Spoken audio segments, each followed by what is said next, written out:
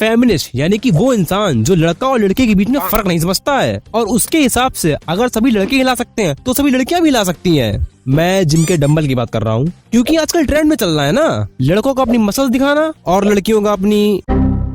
अरे नहीं नहीं यूट्यूब इसके कपड़े नहीं, हमारी सोच छोटी है और ऐसी ही विचारधारा रखने वाले को चूतिया, मेरा मतलब फेमिनिस्ट कहते हैं। लेकिन अगर फेमिनिस्ट वर्ड के आगे टॉक्सिक लग जाता है तो उससे उत्पन्न होने वाले प्राणी को ऑकवर्ड गोट कहते हैं। इसकी इंस्टा की बायो में जाकर मुझे पता लग गया कि इसे इंग्लिश का आई भी नहीं पता है। इंग्लिश आई से शुरू होती है ना, क्योंकि इसने साइकोग्राफ पे थेरेपिस्ट लिख रखा है। यही हाल होता है जब तुम डेढ़ साल से इंग्लिश पढ़ते हो 2x की स्पीड में, जहाँ सर बोलते हो तो कुछ और है लेकिन सुनाई कुछ और ही देता है। लेकिन देखो यार, मैं किसी पे ऐसे तो झूठा इल्जाम लगा नहीं सकता हूँ जैसे इसने लगाया, तो एक बार इसको थेरेपिस्ट मांगकर इसकी वीडियो देख लेते हैं। This might make some people uncomfortable, but no, your parents do not own you. I'm a psychologist. Let me explain. Own you? साला पहले मुझे एक बात बताओ, किसके घर वाले उसको गुलाम बना के रखते हैं? इसकी बात अलग है, क्योंकि बेचारे को फर्क नहीं पड़ता ना। मुझे फर्क नहीं पड़ता कि जमाना क्या कहता है। और इसे साइकोलॉजी की डिग्री मिली कहाँ से है? यूनिवर्सिटी से। मेरी तरफ क्या देख रहे हो? अरे भाई ऐसी यूनिवर्सिटी है, तुम गूगल पे सर्च करो। स्वीडन में एक यूनिवर्सिटी है, लेकिन मैं स्वीडन वाली यूनिवर्सिटी की बात नहीं कर रहा हूँ।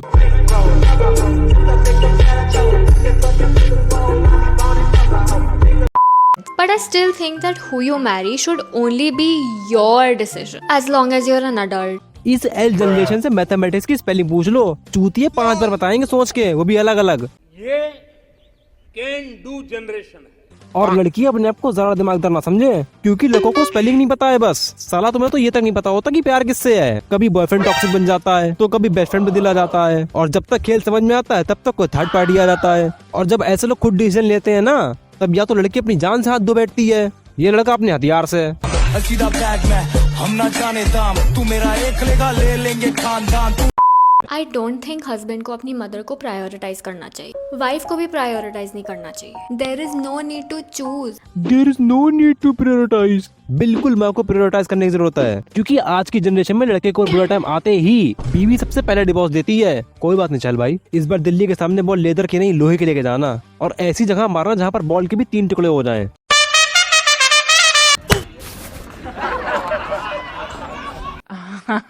Why would you ask a man to choose between his parent and his partner? Why is nobody asking women this question? वो अगर मदर को चुन रहा है तो वाइफ को घर से थोड़ी ही निकाल देगा या उसे प्यार करना बंद कर देगा। एक तो पता नहीं कौन से फेमिनिस्ट के नाम का पौवा चला रखा है, और तुम लोग तो साले हमेशा सोते ही रहे ना, जैसे वो सो रही है हमारी सरकार।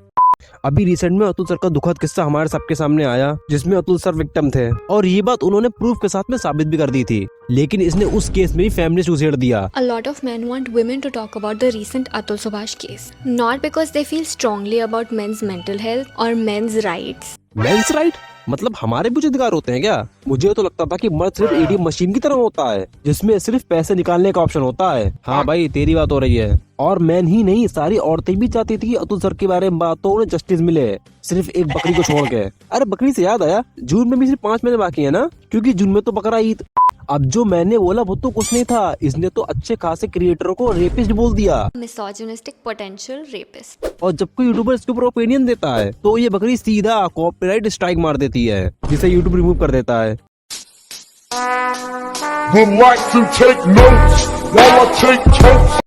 देखो यार, किसी वाहियात चीज को फैलाने में कभी किसी एक इंसान का तो हाथ नहीं होता है, या हो भी सकता है। ऐसे ही टॉक्सिक फेमिनिस्ट को आगे तक ये अंकल लेके जा रहे हैं। मतलब ये चेंज कहां से ये चेंज आया सडनली कि न्यूली मैरिड कपल्स को टाइम स्पेंड करने देना? इसमें मर्दों की क्या गलती है? नहीं, वो हमारे बाप की गलती है, और उस रात की भी। बट अगर हम वाइफ को टाइम देंगे तो बॉस फोन पे ताना मारेगा। How long can you stare at your wife? How long can the wife stare at your husband? Come on, get to the office and start working.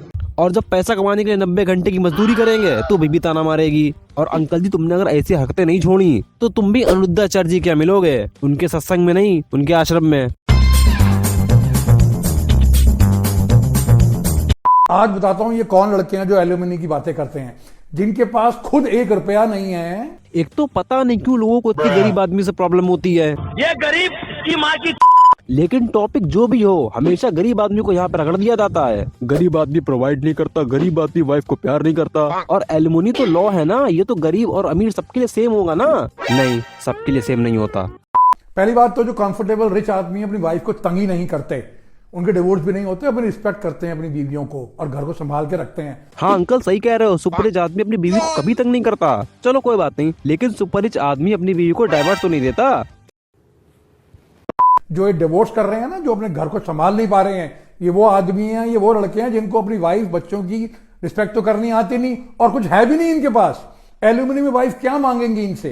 Uncle जी का बस चले तो भारत के 70% मर्दों को जेल के अंदर डलवा दें, क्योंकि वो गरीब है और बेरोजगार हैं, समझे, बेरोजगार हैं। और इस अंकल के हिसाब से लड़कियां बहुत मासूम होती हैं, बहुत प्यारी होती हैं। हम कुछ नहीं कहे हैं आप। और एक लोग और था, वो कहाँ गया इनके साथ? उसको मिला दो। अंकल जी के हिसाब से इसमें भी ऑटो वाले की गलती होगी, क्योंकि ऑटो वाला तो गरीब है और दुनिया में कंफर्टेबल रिच आदमी ही लड़कियों को अभी तंग नहीं करता। Uncle ji with all my respect, मैं आपसे बस इतना ही कहूँगा, न्यायेन राज्यम लवणेन भोज्यम।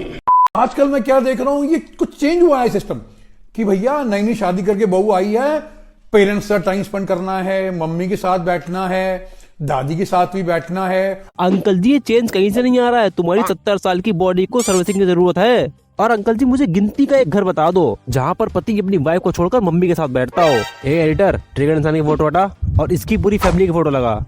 और जब बीवी पति को छोड़कर अपने पूरे खानदान से बात करे तब इसे सांप सूंघ जाता है। अरे वही सांप जो एल्विस ने पार्टी में इस्तेमाल किया था। और ये अंकल है एक बेटा मेल, लो टेस्टोस्टेरोन वाला, और इनका ऑरा मेजर करने के लिए दुनिया में कोई इंची टेप ही नहीं बनी है जो ऑरा मेजर कर सके निगेटिव में।